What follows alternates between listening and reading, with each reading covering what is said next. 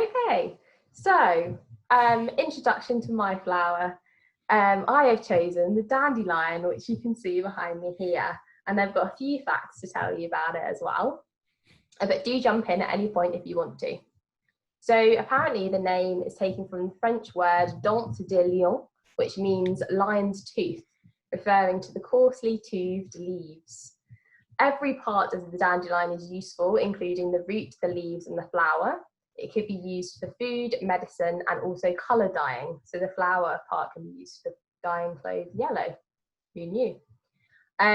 Pharmacists in the 19th century England made tea from the roasted dandelion roots, and it's still a trendy drink today, thanks to its coffee-like taste and colour without the caffeine hit.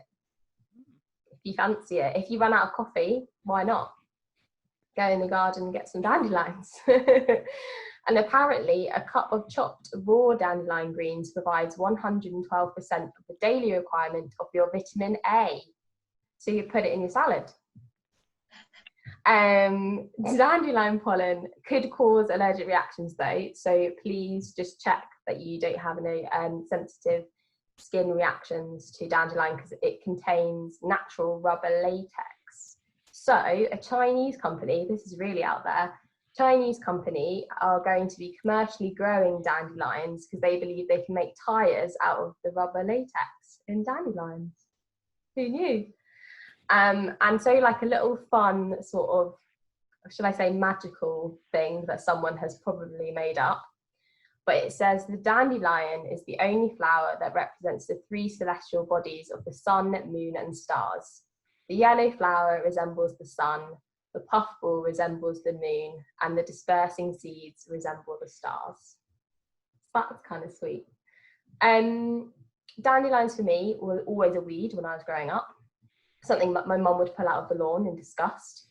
But I think from all those different facts and how it's actually an amazing pollinator for a lot of insects, it's sort of home to a lot of insects and bees love it. I can see loads of bees now on them. I think it is a plant that we should really go back to and try and help out. And also in the 18th century, something else I read earlier, they used to make way for dandelions. So they used to pull out grass to allow the dandelions to grow. And now we do the exact opposite, which is just really strange. And for me, this is going very out there now, but for me, a dandelion is a bit like a youth worker. Because youth workers can help you in all sorts of ways, just as a dandelion can. And also, we were once valued in society, and maybe now we're less so valued in society because we've been pulled out of the lawn. So in some ways, I'm a dandelion, and I quite like that. And I think, yeah, I could go with that. So that is my presentation of the dandelion for you and why I chose it. And who would like to go next on sharing their flower? I'm willing to. Either way, I don't mind either. Mine will be less knowledgeable than I imagine both Lydia's fine. and Lawrence's. Yeah, Sam. That is completely fine. Okay. Do you want me to try and share screens? Yes.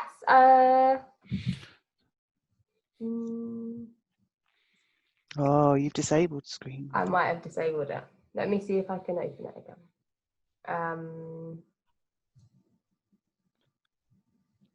You can start.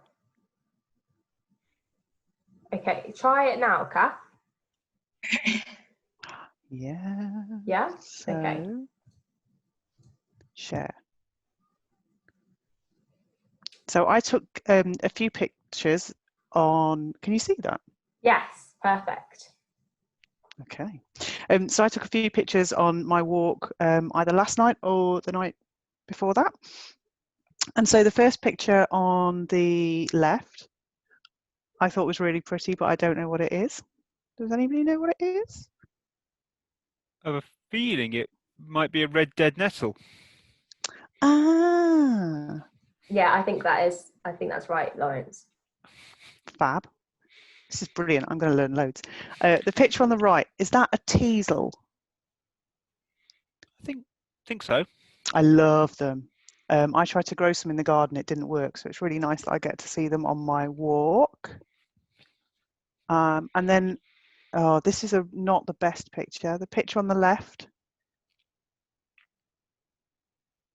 So they've got quite fern-like leaves. You see them everywhere, but I don't think my focus was very good, was it? Is it cow parsley, or is it in the family of cow parsley, but not cow parsley? Is it yarrow, which is like cow's parsley, only more white, I think. I think yarrow's got different leaves to that. I think it's sort of, they look less fern-like. More like a sort of a tube with branches off them. Oh yeah, I'm not getting any more, am I? Oh, okay. So it could be cow parsley or yarrow. I think it might be, an umbellifera, a member of the carrot family, I think. Oh. And then these are just some pictures on the right of the view of the walk. And then more view. And they were the only good pictures I got of flowers. But it's a very peaceful walk, although it is getting busier. I think each week there are more people getting outside, but it's quite a wide path, so it's not too bad for walking. And do you think you noticed them because you were looking out for them, or do you think you would have noticed them anyway? I have never noticed that nettle before, and I've clearly walked past that a lot. So yeah, I definitely was paying more attention to the flowers than the view than I usually do. Fab, I will stop sharing and let Lawrence give us some information. Yeah, thank you, Kat. That was really good. Thank you. Okay. So I've got a few different photos that I could cycle through, but the first one I chose was this. Now I'm hoping that you can see my screen. Yes. Okay. So this, according to my ID, I was aware that it was a speedwell, but according to my ID app, it is sometimes called slender speedwell or creeping speedwell, among other common names. And in Latin, that's Veronica filiformis, if you're interested. This I found on the sort of the walk that I've been regularly doing down near the River Severn, because I live very close to the river, so I just essentially go walk up and down a couple of miles up the river path and back. And this is in essentially a bit of pasture field, just at the far end of my walk before I turn around. According to what I've just looked up, it's a perennial herb, so it doesn't sort of appear and die back over the winter.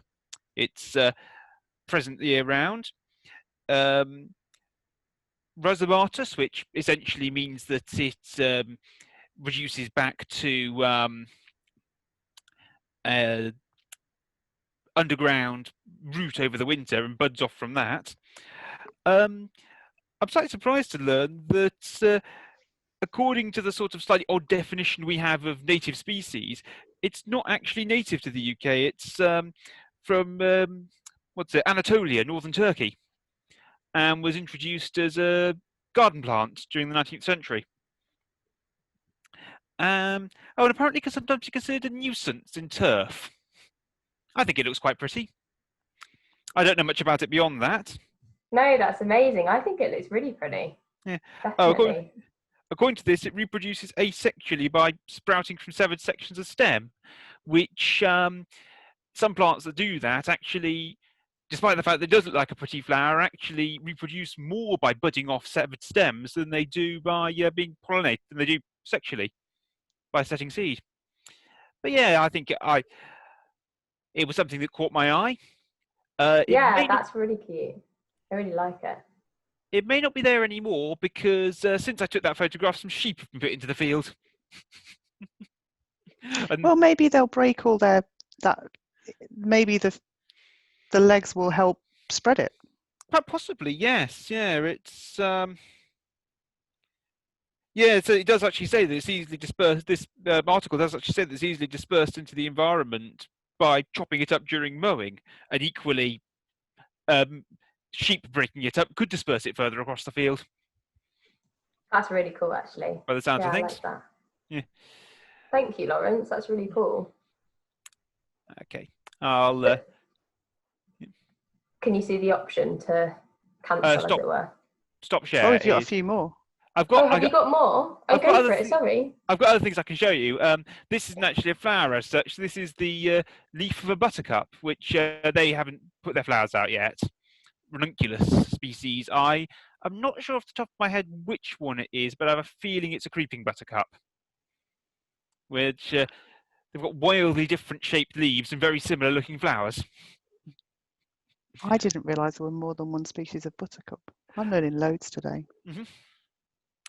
Yes, but that's another nice plant. It's this particular little. It's not much of a wildflower meadow. It's more like a pasture land where the local landowner grazes livestock over the summer, and consequently, they tend to like a lot.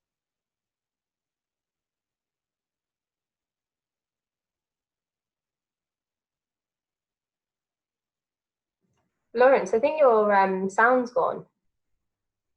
It just cut out suddenly. I don't know about everyone else. Did it cut out suddenly? Yeah, cut out for me too. Try again. No, it's not coming back. That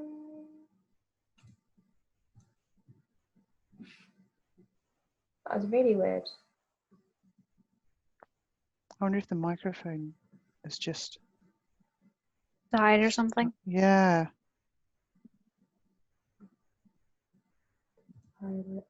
Oh, now it's on mute. Now it's on mute. I just muted just to see if it would, I don't know, on off kind of thing.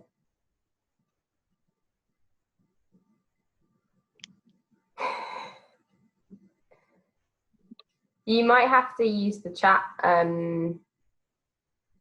Lawrence, because I can always read what you're saying if you type stuff, but I don't want you to be uncomfortable in doing that if you don't want to do it.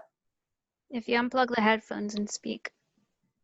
Oh, that's true. Can you speak through your computer's microphone instead?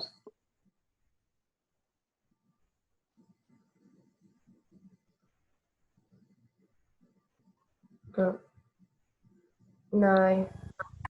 Oh, yes. Something happened. Something happened. Oh, I can hear you now. Yeah. Not sure what happened there. No, it's so odd. It just literally cut out suddenly. This is quite an old headset, and it's been in use for a while. Oh, fair enough. Sorry about that.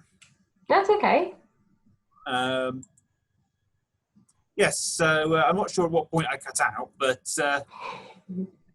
anyway, yeah, that's the leaf of a buttercup. Very cool.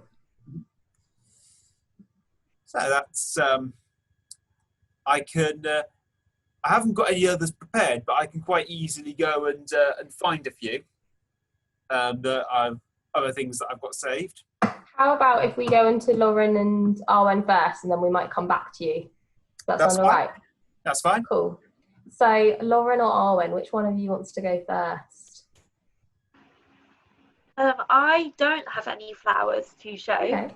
Where I live is not very wildlifey. It's sort of in the middle of London. So there's not too much around. I've got some plants growing in my room, but they're mostly kind of like house plants. What house plants do you have? I have quite a few. So I have I actually don't know the names of many of them, which is really bad as well. I've like assigned them names so I know what I'm talking about. But yeah, I'm growing cress, but doing it with hydroponics. Cool. Growing tomatoes. Yeah, a couple of bits and pieces. But sorry, I don't have any flowers. No, you're fine. Is there a particular flower that you enjoy seeing, even though you don't have a picture of it? Is there anything that you really like? That is a good question. I do like a sunflower, I think. I think you can't go wrong with a sunflower, and I like that you can get the seeds afterwards. Yeah. I think they cheer me up when I see a sunflower. I'm hopefully getting an allotment soon, and my plan is just like grow You cut out a little bit there, Lauren, but I think you're trying to say that you're going to grow plants.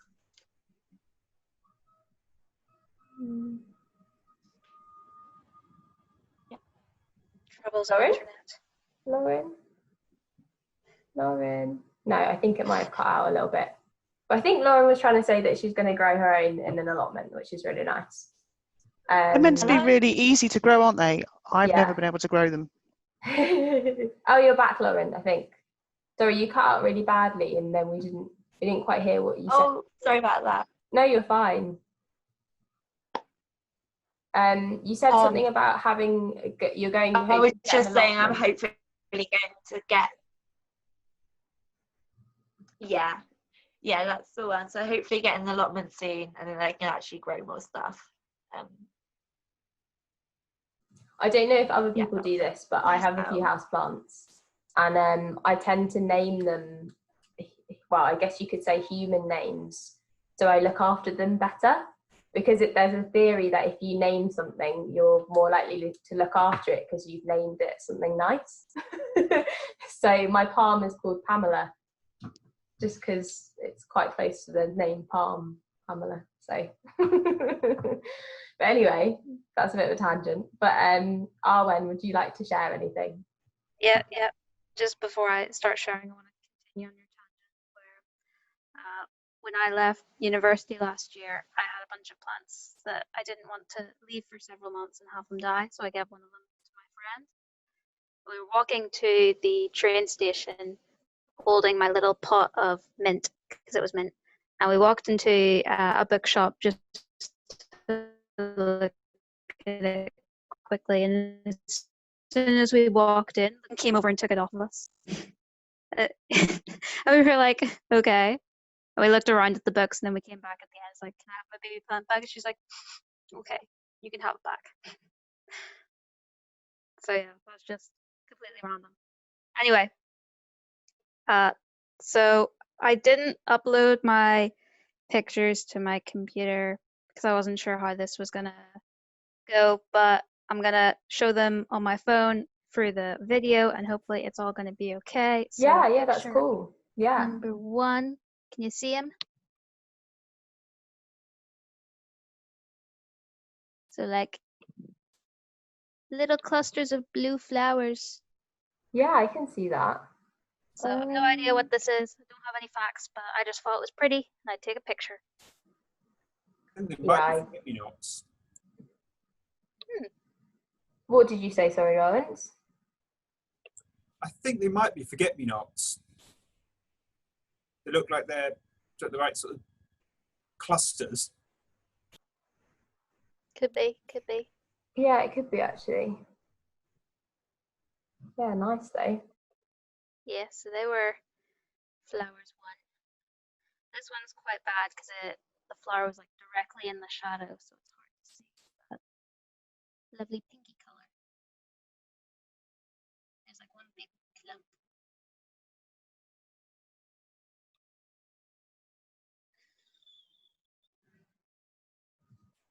I think I do. I'm supposed to know what that is, but I don't. I can't remember.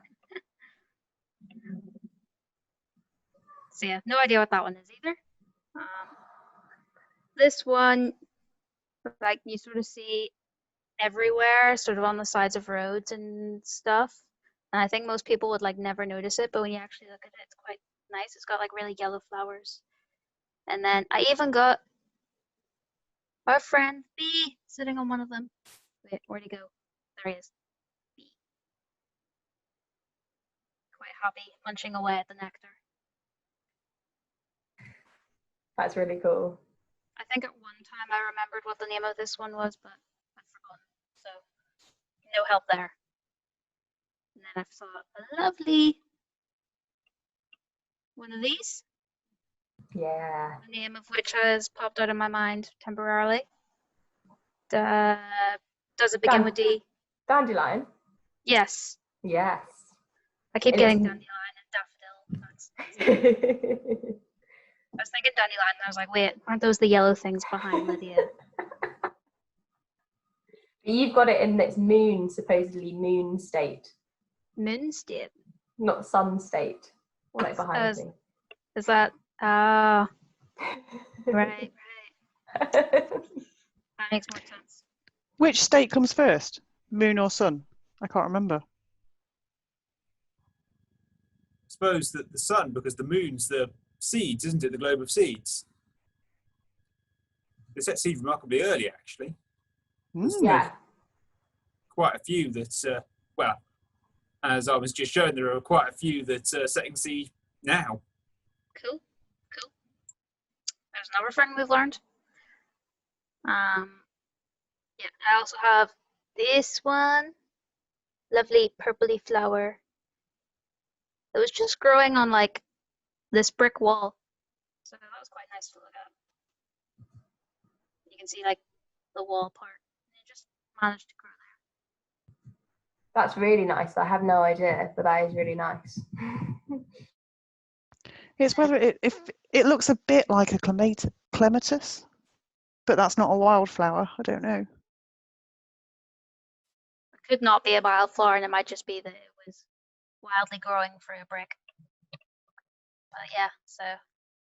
And then this one, which I have no idea is either pink. Lovely pink one. Let me zoom.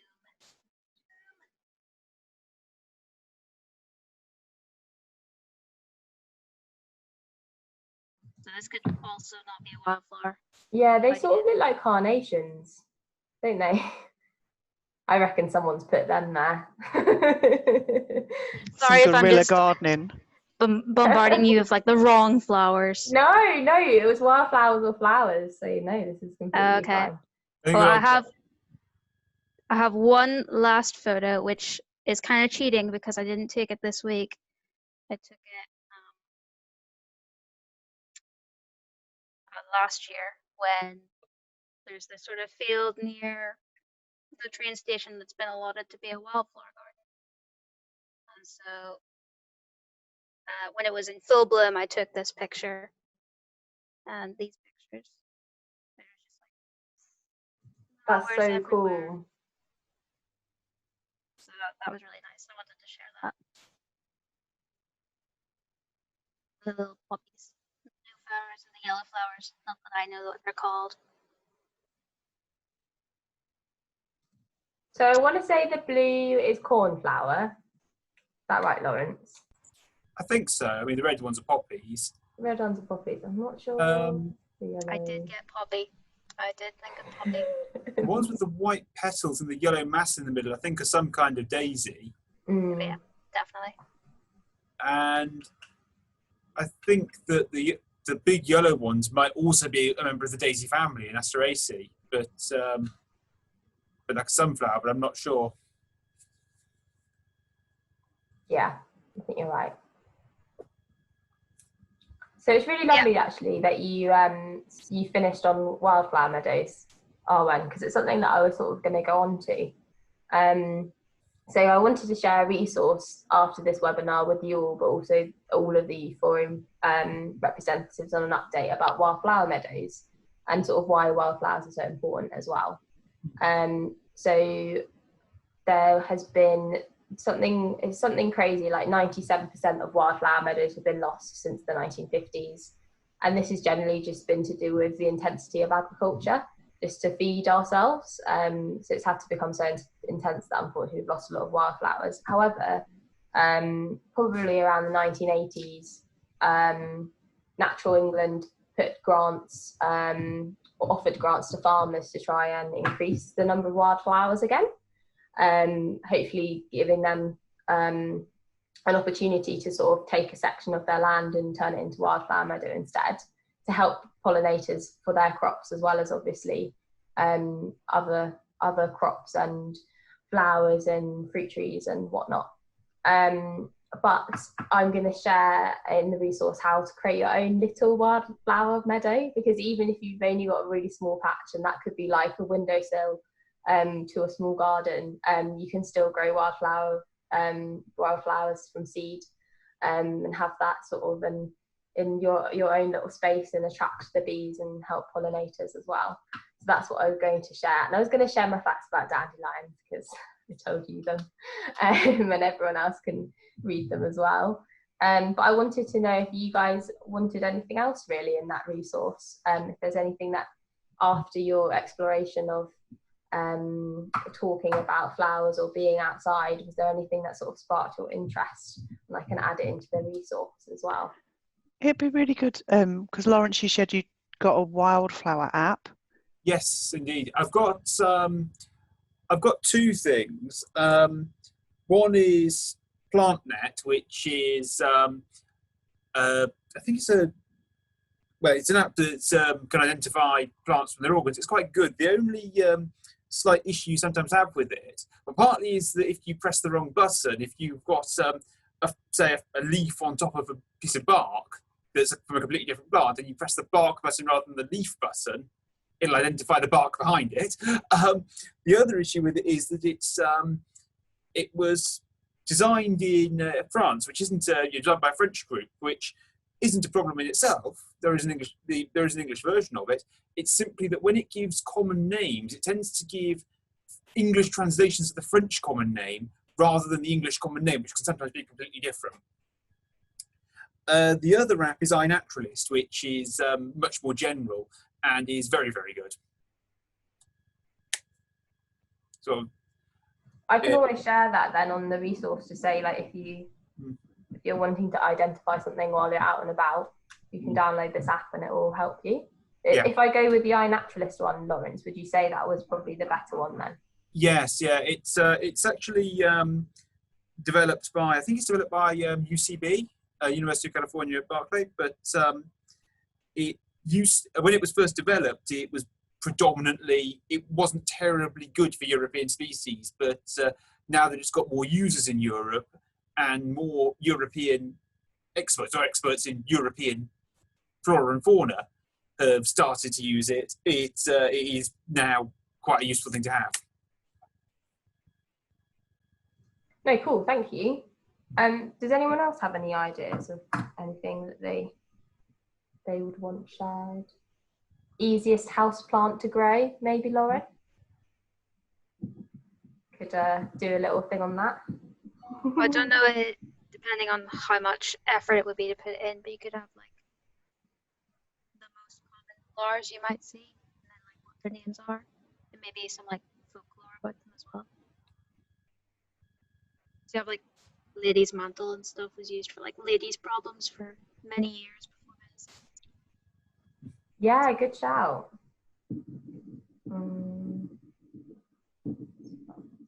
Because I think sometimes we forget that actually most of our medicine comes from the natural world and comes from plants. Because we just see like the little tablets and we just think that, well, we have no idea what's in it actually, but we take them anyway, don't we? Because we think we know that it will make us better, but actually a lot of it does come from plants and trees and whatnot. Yeah. Cool. Would anyone else like to add anything before I stop the recording? No? Okay. Go for it, Lawrence, sorry. Just back to my slender speed one. I've just read a bit further into that article. It does actually say that it does normally reproduce by breaking up and growing from broken stems. And actually, despite the pretty little flower, it doesn't often set seed. It's usually reproduces by just scattering across the field by being mechanically broken up. Which is That's quite cool. And actually, like, I guess perhaps you'd find them more in ploughed fields or fields that used to be ploughed because they've been broken up and then they've just spread out more. Or like you were saying, perhaps you find them more when cattle or livestock are used in a field for part of the season, but not fully for the full season. So then you'd find them more spread out. There's indication in this that they're originally from sort of quite rocky areas, and that tends to be quite common among plants that grow among rocks, because particularly if they're not very stable, rocks can slip and move. And so it's advantageous for the plant if it can be broken up and still keep growing. Yeah, it's really cool. I like that. Would anyone else like to add anything else? We're all good? Okay, I am now going to stop the recording.